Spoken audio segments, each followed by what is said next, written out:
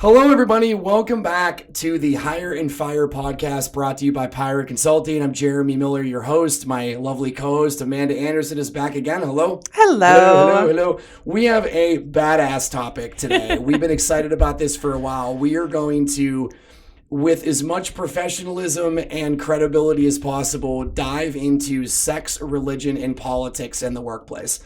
It could potentially get combative. I don't know. We sit on different sides of certain issues. But we're going to try and break it down the best we can. The old disclaimer is neither one of us are lawyers. Neither one of us are HR people. HR executives. So we did we have our own opinions. We did some decent research, so we're prepared. But there's very real possibility that we're going to have stuff that we just have to research more because it either needs more attention or what have you. So we'll see what happens. But we're just loud and opinionated. Totally. Yeah. Just two talkers just talking into microphones. So doing the research for this is interesting, right? So we're talking hiring and firing, and Pirate Consulting is a staffing business, so this is what we do.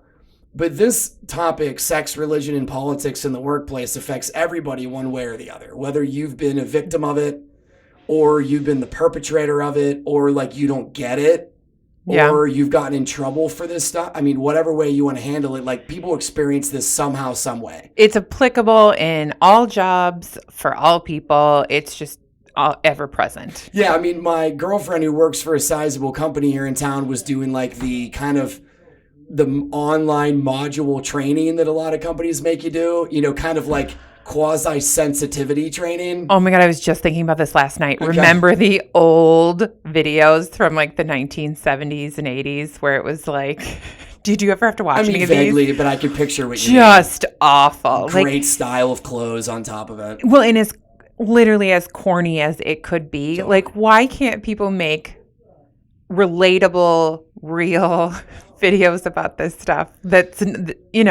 They're always so corny. No, I totally get it. And frankly, her company, Hi, Rebecca. They did do a good job. Did they? Yeah, they did do a good job. The training was well put together, but we're talking hours of, quote, sensitivity training, anything from sexual harassment to just workplace procedures. But, a big deal, right? So we're going to get into a lot. One of the good ones would be, if you're in an organization that doesn't even have HR. So cool, You're going to your boss. What if your boss isn't even approachable? What the hell do you do now if you don't have this big HR department? So we can get into a lot. So that's where we're going to get started. So you did some research on state of Minnesota specific stuff, which is good for where we are.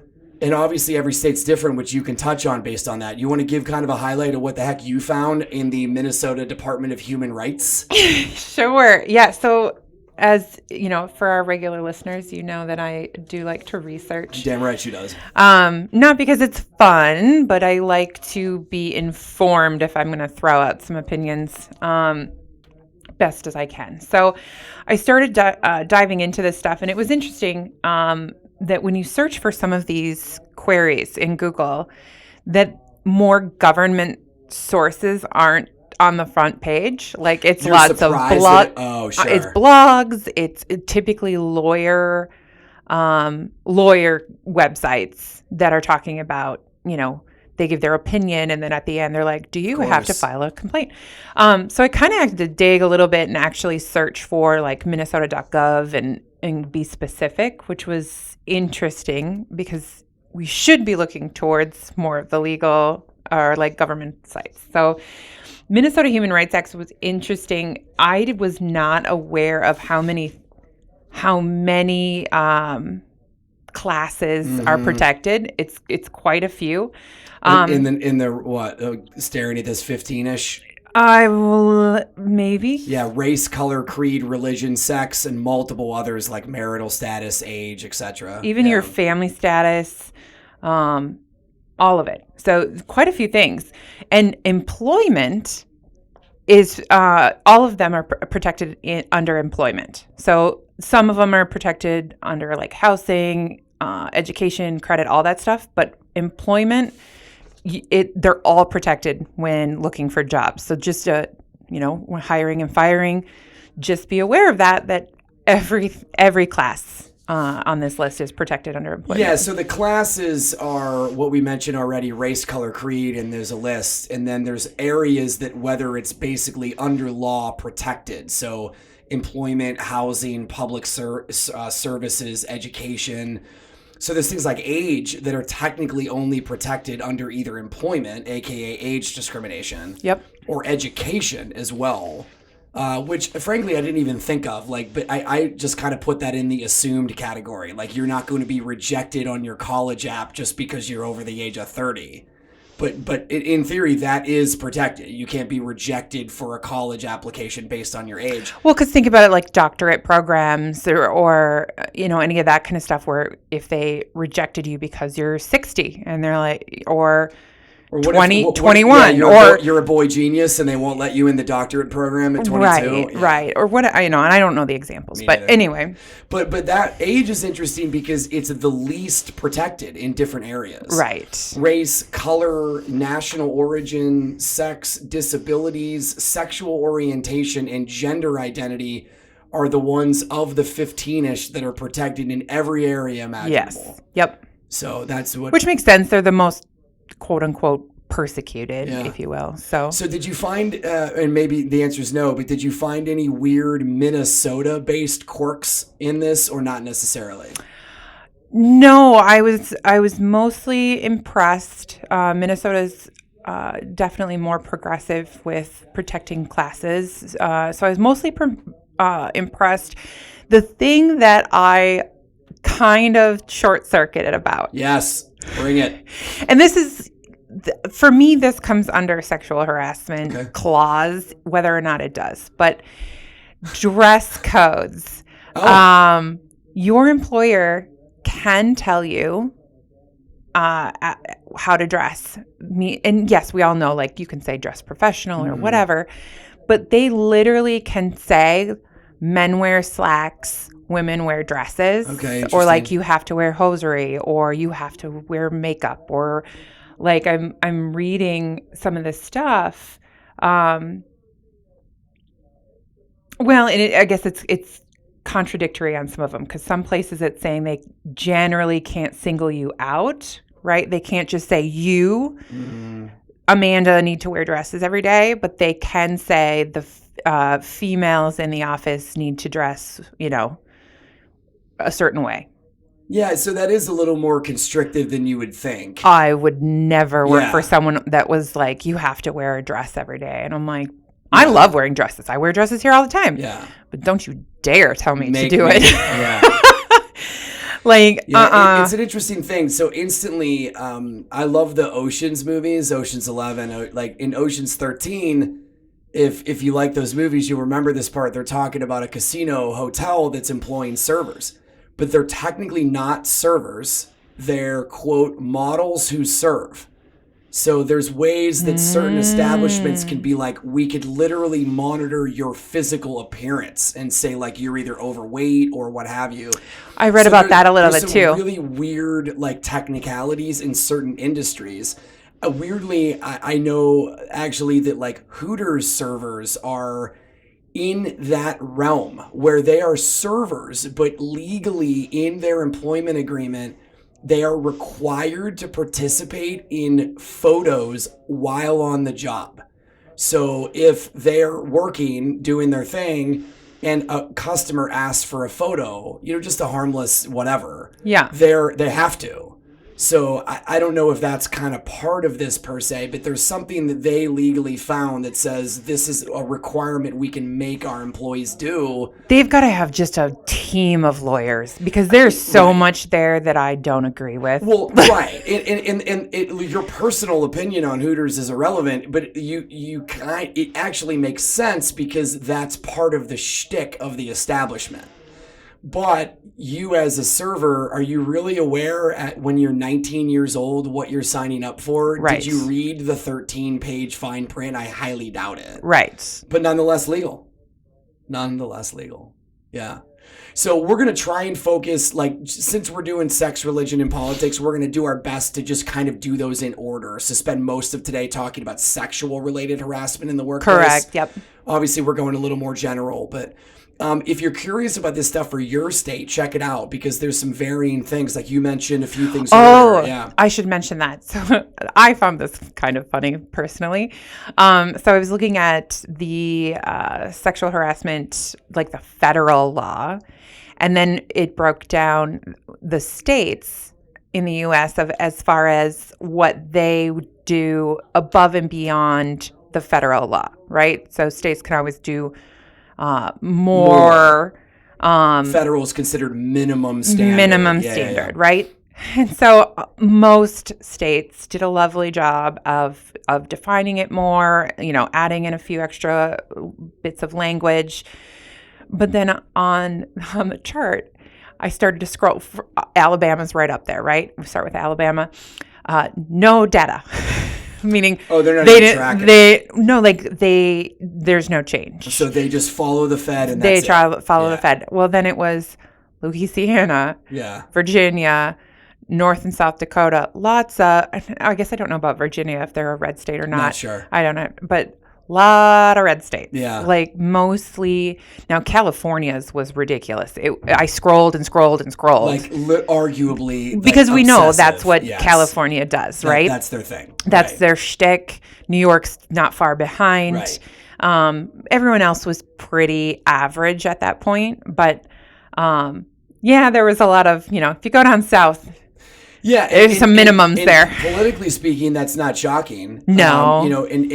But frankly, it kind of depends because you could have a very strong lean, left or right on the political spectrum, and then have things like this that you actually don't match your quote political party, right? Mm-hmm. So I get it that red state, blue state, they have their whatever you want to call it, reputation per se. Sure. But so not shocking there, obviously, whether it be super blue Cali or super red Alabama, right? It makes sense. Correct. So. Yeah, and interesting stuff in that regard. This is related, not related, but we were discussing this the other day about drug tests because they're obviously legal to do, and then it's based on the federal status of the drug. So, for example, marijuana is not legal federally, but it's legal in 20-some states now, whether it be medicinal or recreational. And what's funny about that is you could be in Colorado, go to a dispensary, buy weed, get stoned, and then fail an employment drug test the next day for the state that you're in where it's legal. Correct. Because the federal thing does that weird. But then just recently, for the first time ever, we had a client who does background checks and drug checks, not surprising, very common, and their drug check requirement was a, quote, standard drug check, which really doesn't mean anything, but in this industry, you're either checking for 5 different drugs or 10 different drugs. So they call them 5-panel and 10-panel. And they wanted a standard, quote unquote, no weed. So they want to pull marijuana out of what they're testing. So we just don't want the other drug. Weed's fine, they said, and that's basically. Here in Minnesota, where not only is it not legal, but so there's no Colorado related example. So for whatever reason, their own HR/legal team decided we don't want to prohibit employment for probably because it's so widespread. It's just getting there. So I don't know, did they change it because they're losing candidate after candidate because of failed tests for marijuana? Maybe. Or they just have somebody up high that says we don't think this is we don't even want to go there, which was weird. I don't find that surprising. I actually find it surprising when companies will still not hire you over marijuana. Yeah. We're getting derailed though. That's okay. No, but the idea is that we're just comparing the federal and state level. Yeah. And that is very different depending upon what you're looking at. So obviously check out your own state if you're curious of this stuff. It might surprise you. I did. On what the heck, what's good and what's bad in this. Well, when we were talking about this, we mentioned that, it has to do sexual harassment, the laws anyway, we guessed that it would be similar to the requirements of FMLA, where it was 50 employees or more. Mm-hmm. It's not. Okay. What did you find? 15 or more. 15. Yes. Okay. So they lowered it of I'm sorry, but unless you are a couple man shop, you have to obviously protect, not break these laws, basically. Yeah. So cool. All right, well, let's jump into the sexual harassment stuff. I got a few different areas I can go, so I'll just get it started. Obviously, chime in or add anything you wish. All right. Basically, some of the research I did kind of broke it down into two different areas. It was basically, is it or is it not true sexual harassment, quote unquote, or is it something that would be defined as a, quote, hostile work environment? So the sexual harassment, they went straight to quid pro quo, which is basically really, it's just sexual favors in exchange for something work-related, right? So it's like a promotion or like a favorable work shift, raise and or payouts, either an easier or fewer job assignments, preventing job loss or job acceptance. There's the one that sucks, right? You're trying to get a job and you got somebody saying perform a favor or else you don't get it. Clear sexual harassment. Those are specifically referring to sexual favors. Obviously, you could go down the road of like inappropriate touching, which I would put in the quote sexual harassment, sexual assault category. Okay, here's what's funny about that. It isn't. So a hostile work environment, on the other hand, is any form of repetitive behavior that creates an intimidating work environment for the victim. So some of those examples are comments and jokes with a sexual nature, sharing inappropriate content with a sexual innuendo, unwelcome sexual advances and or physical contact such as groping, and groping is not like a tap. Inappropriate touching. That's not sexual assault or sexual violence. So now, obviously, I think there's overlap. Clearly. Yeah. But they just kind of disseminated between, is it a quid pro quo where it's a sexual favor, like you're getting almost blackmailed for something like that? Maybe that's not the right word, but you get my point. You're kind of being held hostage to get something, whether you do a favor or not. And then there's just anything that they call hostile work environment. But clearly, I don't think those terms match with the examples. Like that's in the harassment, abuse, assault category, right? So clearly, we've all experienced stuff like this. So like, when I was reading this, I have never personally experienced any type of sexual favor quid pro quo. I honestly couldn't think of an example that I'm personally aware of. Obviously, it happens, no doubt. And we can go through some stats, quote unquote, later. But are you familiar? Does anything come to mind of like literal you or anybody else? Obviously, details aren't required, but quid pro quo. No, I've not had that. At least not to my recollection. Like, so I have another I went to workplacefairness.org. It's a nonprofit that focuses on protecting rights, employee rights. And so they have this massive list of like what can be considered sexual harassment. I can't imagine how long that is. And you would be like, some of these are very surprising, but as a woman, I can understand where if this was unwanted, where these would make sense. So like, you got a few? Just a couple. Okay. Like you can, let's see, going down the list, personal space, just standing too close to someone. So that's a funny one, real quick. Like, you got people that are doing it on purpose, and I would argue you have an equal number of people that just are lacking social awareness. 100%. And like, dude, you're in my bubble. Yep. And so I think, now I don't remember, so I might have to look this up for when we circle back on the next episode. But I believe one of the requirements, because we talked about this the other day, is that you have to verbalize it. Yeah, and here's a weird one. So this is a think about this in your car if you're listening to it. The way most of these laws are wrote is that if you're feeling harassed to any kind, you are required to verbally tell that person. Now that's different than sexual assault. Like if someone assaults you, but but you could argue it's in the same bucket because whether you would say no, right? Whether it's a personal bubble thing or it's a joke, or too many jokes or whatever. But I mean sexual assault. Like if someone throws you in the closet and pins you down, covers your mouth, you're not going to verbalize that. Like what are you supposed to do? That's assault. Yeah, please don't rape me. Right. Like that. Yeah, like hey Carl. Yeah, seriously. Sorry for all the Carls. Sorry if your name's Carl. Yeah. Hey Carl, like I don't really want you to rate me. I know I should vocalize that. Like, no. Well, not only that, but like, what if it's your boss? So you can vocalize it, but that person has the ability to terminate you. At a friggin' minimum, wouldn't you assume that if you're in this spot, you are clearly uncomfortable around this person, and now you have to do the pull aside, or in public in a workplace setting, be like, don't touch me, so that kind of sucks, to be honest with you. Like, well, if it's your boss, or if your boss is ambivalent to it, where if you go to them and they're like, they're just joking around, or like you're being too sensitive, or that's how when people either leave their jobs or they have to file lawsuits or whatever because they don't have a resource that will take them seriously. Yeah, so like I'm right, just taking a note because we might want to follow up on that. Like, are employees literally legally required at all times to verbalize it, or can you?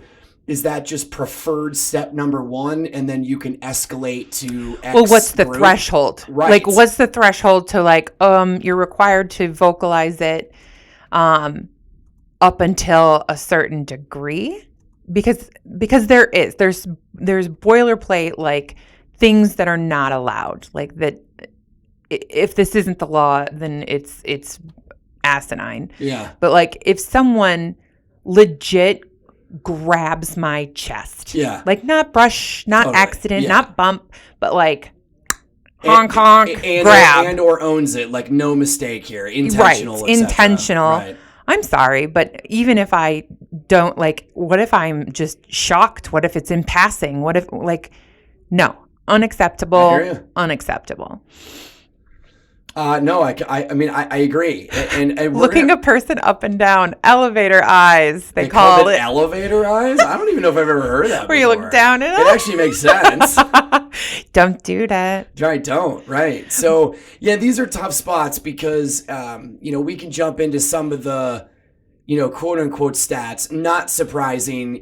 More women clearly feel like they've been harassed sexually than men do. There's some interesting things that we can get into about who files complaints and who doesn't, but I just find it hard to believe that you would be legally required, aka you were sexually assaulted or harassed, even if there's no physical contact, and you either have to quit a job or get fired because of a quid pro quo. You find yourself in a lawsuit and it gets tossed out because you technically didn't verbalize it. How do you even prove that you verbalized it, right? So I would argue that would be a preferred, if possible, first step, right? Like, if you're comfortable enough to do so, you should clearly make your desires known. Yep. Please do not do that. That makes me uncomfortable. That's unwanted. But if you're not comfortable doing that, then I don't think the required component should be there. If it is, you agree? It is. It's nuts. I think it's nuts to a degree because. Sometimes, I mean, bless you guys' hearts sometimes, but you don't pick up on social cues, and like a woman can literally be referring to the 49% of the population yes. right now presently. Yeah. Like we'll be giving screaming nonverbal signs, right? Like I got my glasses on, my arms are crossed, I'm looking at my phone, I give you just this little nod and turn away. And you men will still hit on us. Yeah. You'll just be like, oh, she didn't hear me. Like, what? I know. So we do need to verbalize it. So for those people that there are people who don't pick up on that stuff. So I think it's okay. I think that it's okay to have that as not a requirement, but like it helps validate or not authenticate. I'm thinking the wrong word, but corroborate. It's just it helps make it a legitimate complaint. Mm-hmm. If you're like, well, no, I said don't do that, and they continue. And that's true, obviously. But I wouldn't throw it out if they didn't. And it's a he said, she said immediately. It always is, unless there's witnesses. Right. Yeah. So you could argue like you would almost. My first thought was I'd almost rather you have proof in writing. Do you know what I mean? Like, I know you would rather tell the person. But or video, like turn on your phone and video. If you sent a dang email going like, as I told you earlier today, blah, correct. Blah, blah, blah, blah. But again, can you imagine how many people in a situation like this are looking forward to or feeling comfortable calling that person out. I mean, we're in the Midwest, for God's sakes. I've been in this people situation. People don't like doing that like on the simplest of things, let alone like I've like literally been violated. Correct. You know what I mean? And I've on more than one occasion, I have been in the harassment, sexual harassment receiving end. Yeah. There are definitely scenarios where you feel stuck. Yeah. Just stuck. And it's debilitating to the point where like you don't want to go to the office. You don't know who you can trust, because as soon as you say it to someone, are they going to make jokes and now the whole office is in on it? Or like there's a lot of anxiety around it going, they're just going to tell me I'm sensitive. Or so it can be, when you're a victim like that, it can be very difficult. Of course. Even reporting it. That's why they have, I think it's a longer statute of limitations. Okay. Or maybe there isn't any, because of how long it takes victims to find their voice with it and come to terms and be able to report it. So I'm not sure. That'd be another thing to look up. He's writing it down. Yep. We'll check on the statute of limitations, because that's important. Yeah, I don't disagree. I mean, it's tough. So, like, let's make it weird. Let's get into some ones, right? All right. So like, some of these are tough. Like, it actually goes, my first thought went back to dress. So it's the age-old debate where, like, people are like, well, why did you do that? And then some asshole goes, well, look how she's dressed. She was asking for it, and I'm being... Oh, I love this one. You get my point. So I love this one. And those ones are tough because clearly... I don't give an F. Like, I think the right response, and I'm presuming you would say it, I don't give an F what I'm wearing. Like, you don't get to, right? I can walk into a room ass naked. Yeah. You still don't get to touch me, right? I think you're officially breaking the dress code. But you do. You're also breaking a law. You're 100%. So naughty both. You're not allowed to touch me, but I just got a citation for public nudity and decency. Yeah.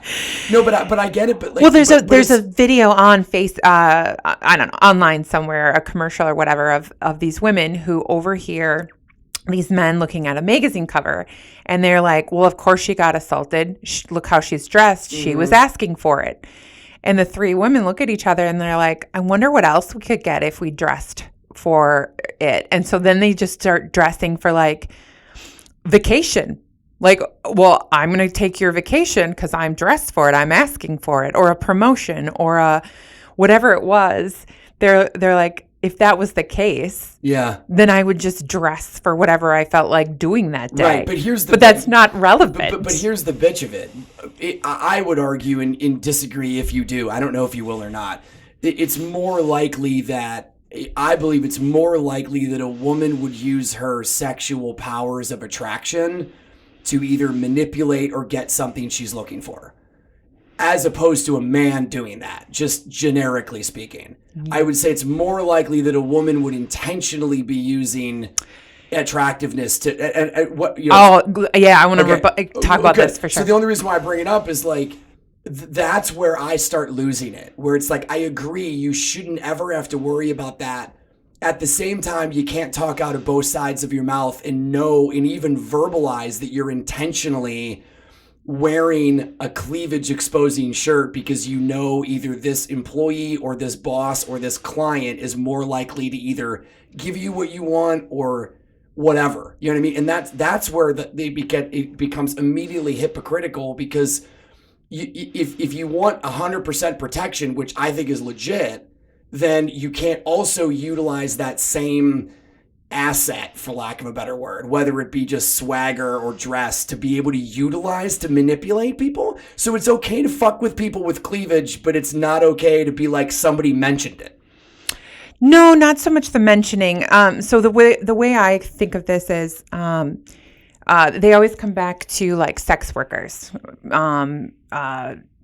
prostitutes, hookers, whatever you want to call them, right? Sure. Yeah. And they're like, well, look at business they're in. They can't get right. Like, look at their job.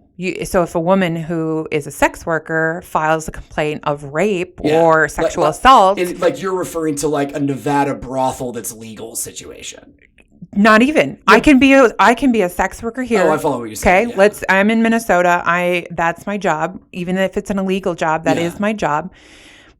Doesn't mean I can't still be sexually assaulted or raped. Obviously agree. Okay. Yes. Now, if you are using your sexual physique, whatever, your assets. I got you. Yep. To persuade an individual, and they reciprocate. I would personally, if they reciprocate at a similar level, then that should be fine in your head. Like as a woman, if you're gonna have a playful knee touch, or look at him a certain way, he's going to reciprocate. So you would argue he can't take it to another level. Like just because I'm flirting and have my cleavage out doesn't give you the right to get on top of me and grope me. Yeah, totally get that. So obviously subjective on that because, how would you define what's equal? But, I don't know how legalities work, but my first thought went to like, okay, if you're in that scenario, then I would say it's probably the burden of the proof of the woman to prove that the man in that circumstance went above what they weren't matched on the level you're describing. I don't know how that works legally. In 99.9% of the time, I would assume like outside of like clear DNA proof and et cetera, or video proof, like it's a lot of he said, she said situations, which suck for both people, frankly. Because there's plenty of people that get falsely accused and plenty of people that are clearly being accurately accused. You know what I mean? So that's a tough one. I wrote that down because like, what's a sex worker protection, and does it differ whether it's legal versus illegal? I don't know, right? So, but like clearly a little bit of a unique scenario because that's not your traditional quote workplace, but still applies. But it goes to basically it goes to the extreme of like at the end of the day, everything needs to be consensual. So as a sex worker, let's say, it's here's what you're going to pay and here's what's going to happen, and anything outside of that isn't allowed. Yeah. And that's where the consensual comes. Yeah, so I guess the and that's not a workplace thing. That is just a human, like that's just civil, like law around the world. Like you just can't, or not world, definitely, but in the States, like that's just the law. Yeah. To the best of my knowledge. Right. So let's move on to a little bit of topics. I want to talk. Please. Okay, so you're saying it's more women that use their body for the most part. I mean, I can't prove that, but go ahead. I would venture to guess that it is equal but different. So while a man may not use his body in a sexual or specific parts, they will use position, height and stature, intimidation. They just use a different tactic. Interesting point. It's a good point. We use the assets we have. Yeah. So, which I get, like in any experience that I've ever been in, where I've literally been in a person where I heard a female say, like, "Yeah, of course I did that on purpose. I wore this on purpose. I knew what I was doing." Like when I was personally there, that person was not like simultaneously calling harassment, right? You know what I mean? So it's normally that individual's kind of on one side of the fence or the other, like they know what they're doing and they're cool with it, or you get the idea? Well, here's current example. I'm wearing a low-cut cleavage shirt today. While I understand that people will look at me, how I'm dressed does not give them the right to stare. Yeah. Or like while they're talking to me, keep looking down. Like we're adults. Yeah. Like I understand that that's there, but it's still professional. Like we all have boobs. Women have boobs. We have cleavage. I do too, right? You do. They're just not as voluptuous, well. Right? Yeah. Which is usually the goal. The case, correct. Yes, correct. Yeah. So these are interesting, just because of the fact that the sexes are different, right? So there are, it's different in regards to, like you said, either size of the individual, right? What if you just have you're very curvy? Right. What if you have just a huge chest? Right. You're fully covered, but then people are like, "Whoa, sweater pups," and I'm like, "Okay, totally." Another phrase I've never heard. Really? Yeah, I haven't. Oh, yeah, sweater pups. All right. Like totally inappropriate. Yeah. Like that, she's a woman. That's her body. Like, stop. Yeah. So this is hide the nipple. This is kind of funny. Like, I've joked about this for a while. Like, I'm a guy, right? That's who I am. That's all I've ever known. 40 years on the planet as a male. So I jokingly say, I'm like, literally, from my perspective, like, a very beautiful woman lives on a different planet than I do, just based on how they experience the world. Correct. Right? So there's benefits there about, like, potentially utilizing looks or what have you to accomplish something, even if you just acknowledge that that's a fact of life, even if you're not trying to exploit it. But then also, like, but I, as a guy, don't have to deal with constant attention. Like, for a lot of that, in fear. Like, that's okay, the thing. good That's the thing. point. You guys never Yeah. men don't have a perspective on. Like, Right. you don't understand that in the back of a woman's mind. You're regularly in a position where you could be overpowered physically. Like, if I want to go for a run or a walk, which I don't, let's be fair. At least not a run. You won't see that. But let's say I'm a female runner and I want to go for a run. I can't go out late at night because, one, it's unsafe.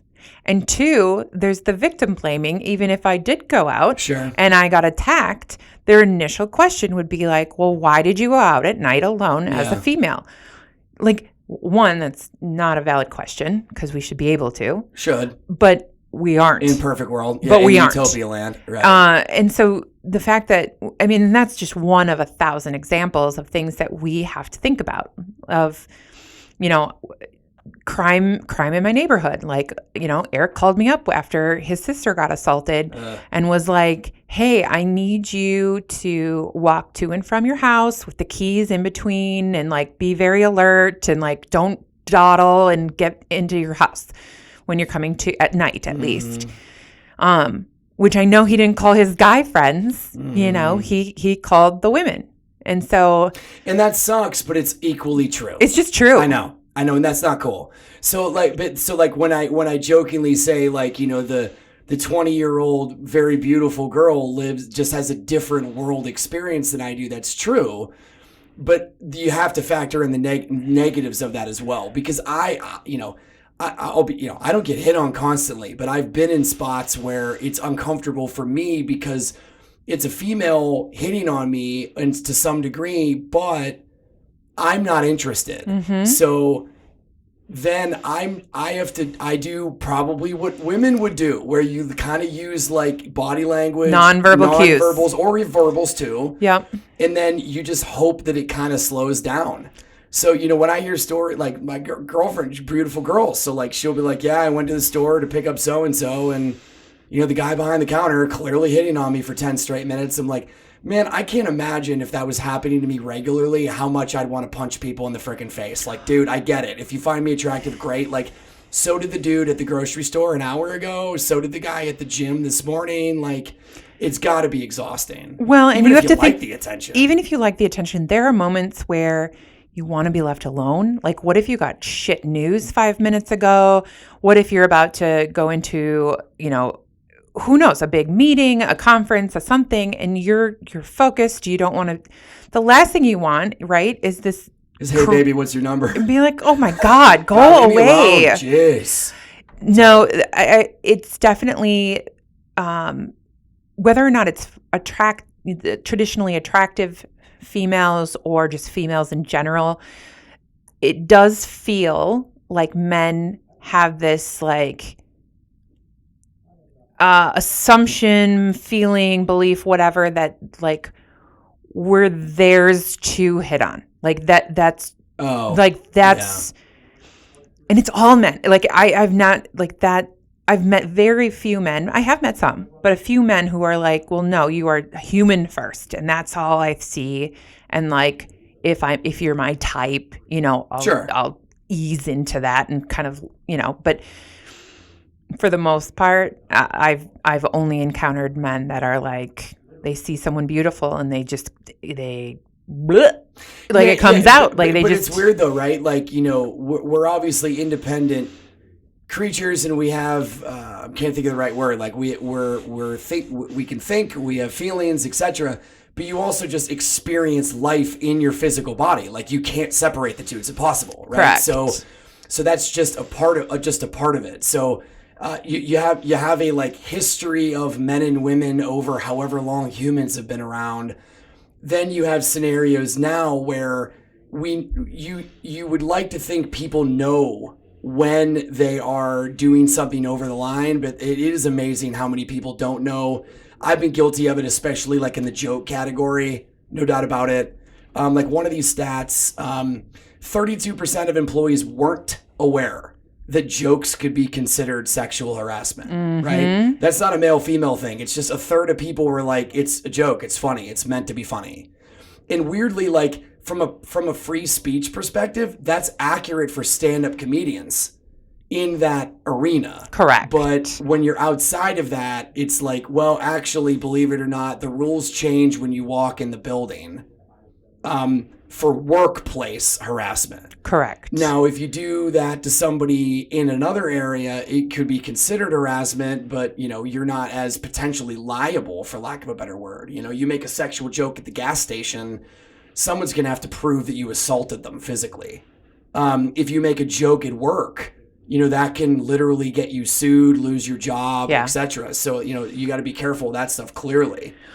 So I just looked this up because I was curious. As women, we have only been considered citizens for as in voting. No, citizens. Okay. All women. I'm going to guess late citizenship. 1800s. 1920. 101 years. So when was voting? And I'm sorry, I don't know. Am I guessing the 30s or 40s? We're obviously audible ready. Makes for great radio I will fill the space. Well, while you're looking that up, obviously I can throw out a few more to continue the discussion. Or do you have it ready? It was passed in 1919 and ratified in 1920. So right around the same time. Both. Okay. Yeah. Yeah. So it was the same amendment. And hey, 100 years is 100 years, and we've made progress, quote unquote. But that's so not long. Yeah. Like that is a millisecond, like in the grand scheme of things. And this shit's tough. Not tough. It sucks because it is understandable that, like, if you make a joke, you were trying to be lighthearted, but you have to understand that A, jokes don't land sometimes. B, know your audience. Know your audience. There's another Read the room. Yeah. So, I mean, but, you know, people just kind of put it in the, but I was teasing category. And I honestly think 30, 40 years ago, that was a legitimate thought, right? But now I would argue if you're an adult, like, you should just know better. But like, think of how many times. Clearly they don't. We need the laws. Well, right, but yeah. Well, right. But think about how many times, even if it's not harassment or sexual in nature in any regard, you make a joke in an uncomfortable situation. To try and lighten it. Right. Yeah. So like, you're trying to keep the mood light, whether you're interested in that person or not, and you make a sexual joke. Well, and then we can get into this at some point too. A weird one for guys, how about this, is there's a male, I'm trying to think of the right way to word it. I wanted to say stigma, and I don't think it's the right word, that when you're in a group of people around you that are men, virtually anything goes, and you're not supposed to be uncomfortable with it. So you could be around other guys as a guy, and the jokes aren't even about you. The machismo. You're like, dude, like, you know, pump the brakes a little bit here, champ. You know what I mean? And that's tough because you as a guy could be harassed sexually, not as an advance, but as someone's making jokes in this case, and you don't feel comfortable alienating yourself as a man around the rest of men in that regard. So I you know, like when they talk about stats, which is really frustrating as a woman. If you're like the one woman and it's a group of guys, and like, you know, so that there are people that want to speak up but they won't, and that's so frustrating. Like, yeah. So the biggest stat here is 63% of women did not file a complaint, and 79% of men do not. Which again is I would argue that number is bigger for men for very different reasons. It's not fear, it's more like intimidation, alienation, embarrassment, correct. Women, I would argue, obviously that's clearly a part of it, but it's probably more of fear of of retaliation or things getting worse, losing their job, or if you're trying to fit in and you're, maybe you're new to the company or something. So like there's lots of reasons. Yeah, it said the survey, which was a BBC thing of several thousand people, showed that most victims of sexual harassment didn't report the violation either in fear of retaliation or if the harassment was played off as a joke. More than half of the victims stayed silent. Which is unfortunately not surprising. 55% of victims experience retaliation after speaking up or making a claim. So that's why I go back to that verbalizing. I'm like, man, either A, go to HR supervisor or have one of those anonymous tip line email inbox. I can't even think of a right way to put it. But well, and I can absolutely see how men would be not fearful, but, against reporting it. I mean, what if you have an all-female office and there's one man and they're making sexual innuendos, jokes, or talking about how they don't like working with men and are very anti-man. And then as a dude, are you going to go to your buddies and be like, I'm working in this office and all they do is sexual advances? Right. The other guy's going to be like, sounds great, whereas...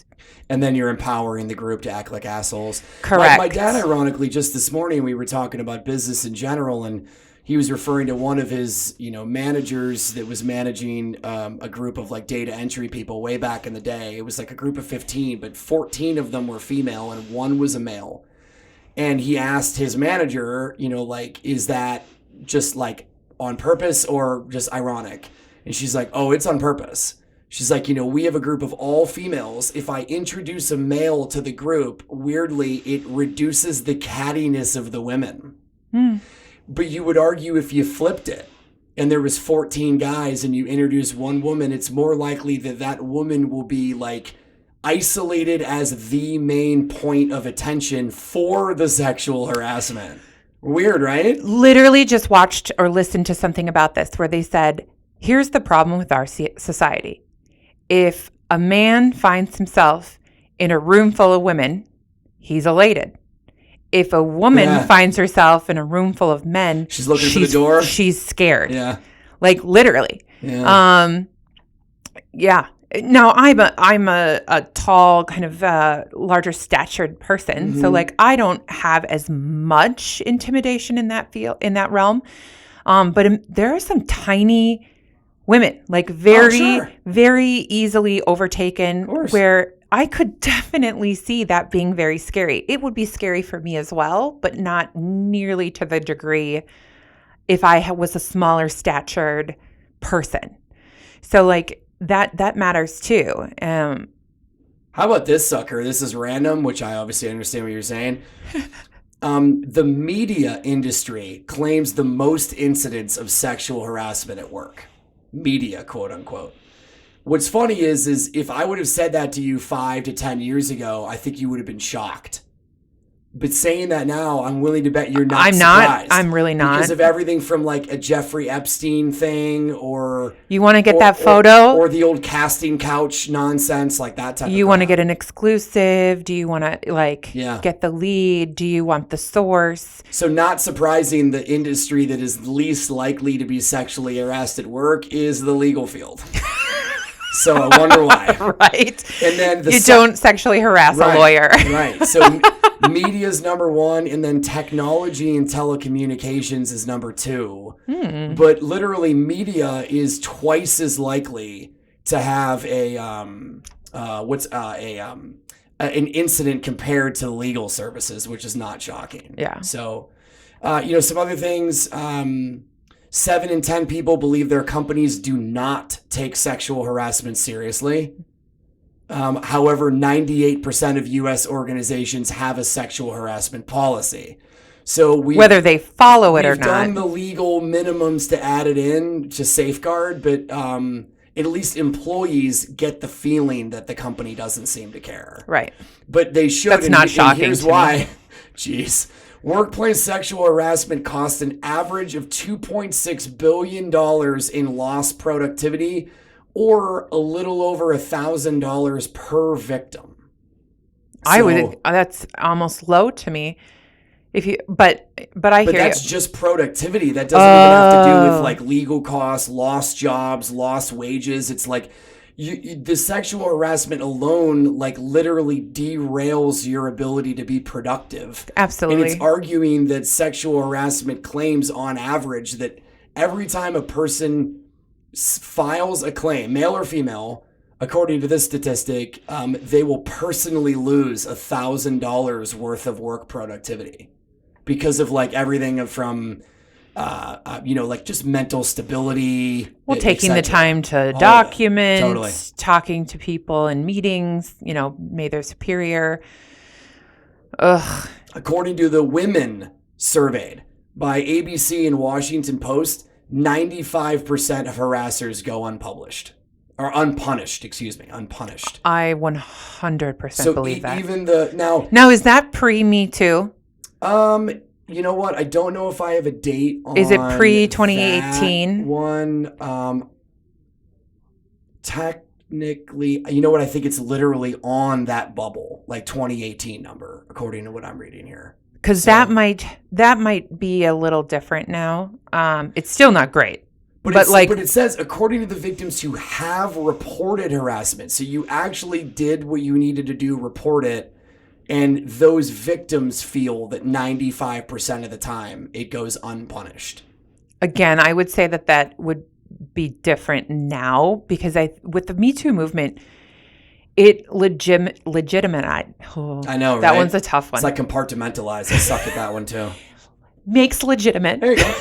Good adjustment. These complaints more now than it did because absolutely in the 90s, good luck. Like even the super public harassment claims barely ever got You mean in the punishment. sense of like they made headlines? Yeah. Those back in the 90s, early 2000s, those didn't get punished. I really think because I would argue that that's still the case, that like because of the he said, she said nature, like it's really tough to definitively pin it on somebody, even if it's true. So then I think what happens now is the accusation can get you fired. That's a slippery slope too. It's a slippery slope, but as a you argue progress, but unfortunately, there's a percentage of those that are like, whoops, falsely accused. Just like someone on death row that was put there. They have basically proven or done the research that the majority of those complaints are legitimate. Yeah. There are absolutely some fucked up women who are, or just people, because men can do it too, but just people who falsely accuse for all sorts of things, sexual harassment being one of them. But the majority of people do not want to go through the humiliation, the emotional distress, the setbacks, the embarrassment, the reliving of it. They don't want to do that. Fair. So no one's like, you know what I'm going to do today? Oh, of course. Right? Because it completely, if someone did that, their relationship with their company has changed, even though there's you can't retaliate, obviously. But there's still you're going to have the whispers and the looks. Like no one signs up for that. No one's like, yep, I'm going to raise my hand to go dive into that pool. And those are weird, right? So that's why I would say the anonymous or whatever reporting of it would be ideal in those circumstances. So then when does it become I'm naming the victim compared to you report, HR or your manager has a process that they follow and they speak to either the individual or the group and then so what is considered sufficient based on the victim's experience compared to what can the employer do even if they are in the group that wants to do something about it, which is a tough place to be, obviously. It is, yeah. And then also, I would assume most victims, they had to work up the courage to report, and it probably was it took to occasion number 9 before I actually said something. So typically you're going to have things like maybe text messages to your best friend that are examples that show dates over a period of time, enough, yep. you're probably going to have some sort of eyewitness. So, if you're in this situation, and this is on some of the websites I was looking at, women, men, whoever it is, if you are in this situation, you need to write it down, time, location, who was in the room, any witnesses, and report it right away. Because even if you do have witnesses, the longer it goes, the less likely they're going to remember specific little details. But you have to, if you can get yourself to do that. The other thing is, especially if someone's seeing a therapist or a psychologist or anything, often, I believe they're protected, so they don't have to share that information. But as an individual, you could say, well, no, I reported it to my psychiatrist. Like I have a date and time of when that I started talking to her. So there's usually breadcrumbs, unless it's an isolated incident. There are usually breadcrumbs of like, yeah, we noticed, Bobby always seems to be passing her door and not anybody else's. Like, that seems odd. Yeah. And so there's usually something that helps in that. But, I mean, there's plenty of instances where there are no witnesses and it was just an isolated incident. Again, most women are not lining up to go through that, because you get victim blamed, you get harassed again on whether you're supposed to or not. Like it's not fun, like reporting that. Right. Yeah. This is not a joyous occasion. Which is why I think they've started to lean towards siding with the victim. And obviously case by case, clearly, 100%. You would clearly recommend, and I wouldn't have any reason not to either. Just, the end result of how it plays out matters, but really just say it. Get it to stop. Use whatever you need to. Documenting's great. I mean, if you've ever been in a personal legal situation, like anything from a divorce or custody or anything of those sorts, you kind of understand, unfortunately, the world that you could live in, where if you need to make a change, you might have to document consistently what another person's doing, even if you're not even using it now. It'd be good. Like, go email yourself. Hey, so-and-so said to me today, I said blank. Email yourself. It's on the file server. It'll sit there. And if you need it again down the road, there's a stamp about it. Correct. So do what you can there. We'll wrap up episode number 1 here in a minute. I just want to, before we end here, I do want to say, for anyone that is listening, if you are experiencing sexual assault, there is a hotline, 1-800-656-4673. It doesn't have a word associated with it. Not that I can get him to stop. No, nope. I just Googled it. You can speak with someone. They're available 24 hours a day. Yeah, I think the biggest challenge is if you work for a small to mid-sized company, does your organization have an HR department?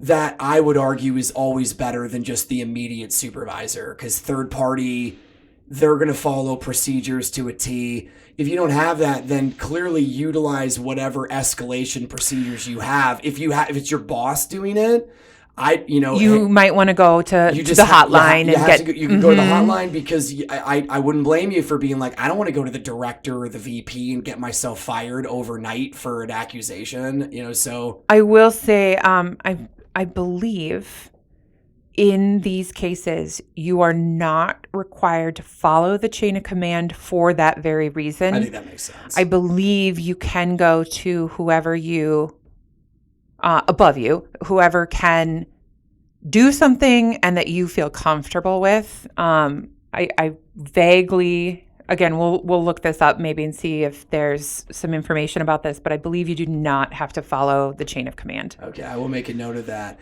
We're going to wrap up the episode here shortly. And one thing I want to make sure we come back to next time as we wrap up the sex topic of the sex, religion, and politics in the workplace is related but not related, and it's workplace romances. I think we need to cover that for sure. Yep. So, what's the most common company stance on that? Good point. How do you handle the hierarchy? Like, this isn't even a harassment. It's just you have an intimate relationship with a subordinate, like how are we going to handle this? So we're going to cover that. And it's so common. I mean, we spend so much time at work. Yeah. Majority of our time at work that you do, especially in a larger corporation where there's more people, you do have that where things can arise. And we could also talk about the old, what do they refer to that? My work husband, my work wife? Oh, yeah. I've had work husbands and work. Yep. Which weirdly is actually kind of a very positive thing. Every time somebody refers to it, it's like typically pretty healthy. Yeah. But you can imagine how quick that goes weird with anything from jealous spouses to did you hook up, etc. So we'll talk about that next time. We got the 4 different questions we'll try and cover that we've already discussed, and we'll rehash that next time. And then we'll get started on the religion side, and then obviously get to politics too and continue to have some cool discussion. So thank you for joining us on this show. Episode number 1, depending upon how long it takes, we'll see what number of episodes it requires of the Hire and Fire podcast of sex, religion, and politics in the old workplace. And we'll see you on the next episode. Thank you for listening to the Hire and Fire podcast brought to you by Pirate Consulting. Please check us out online via LinkedIn, Facebook, Instagram, YouTube, or at our website, pirateconsulting.com. That's PIRA consulting.com.